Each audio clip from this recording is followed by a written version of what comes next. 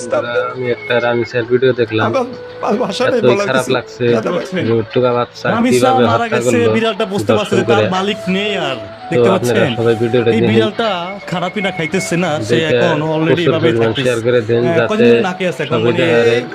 পরশুদিন আর ওই থেকেই ও না যাতে খাওয়া, আরো আজকে না করা তৃতীয় হারে চতুর্থ দিন না ফাঁসি খাওয়া। চাই।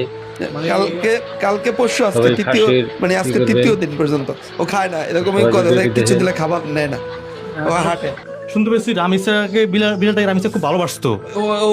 ওকে ভালোবাসতো। পাখি আছে, পদার টেবিল উঠে বসে থাকতো, ওখানে পদার টেবিল আছে ছোট্ট একটা, জি। বিছানার উপরে নিয়ে পরে ওটার উপরে উঠে বসে থাকতো। কিন্তু এই যে রামিসা চলে গেছে, রামিসার মতন এরকম অনেক বাচ্চারা কিন্তু এভাবে চলে যাইতেছে, কিন্তু বিচার হচ্ছে দেশে। বিচার হচ্ছে না, বিচারের আইনের ফাঁক দিয়ে বেরোয় যাচ্ছে। এদের জন্য এমন আইন করা উচিত যে হত্যাকাণ্ডের বিচারটা 1 মাসে দ্রুত ট্রাইব্যুনাল দিয়ে বিচার শেষ করা উচিত, যাতে তারা না বেরোয় যেতে পারে আইনের কোনো ফাঁক দিয়ে। আর এদেশে অনেক মা বাবার বুক এরকম খালি হয়। আমরা চাই না এদেশের কারণ বাচ্চার মা বাবার বুক খালি কেউ করুক।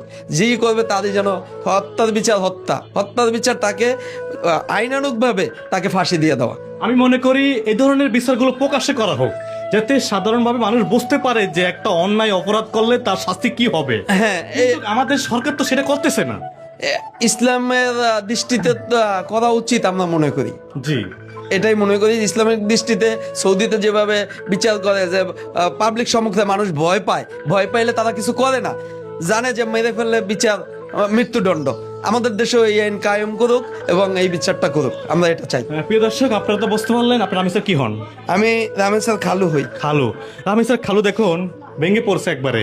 তার বিড়ালটা খাবার দাবার বন্ধ করে দিয়েছে, রামিসা নেই, মালিক নেই, সেটাই বলতেছে যে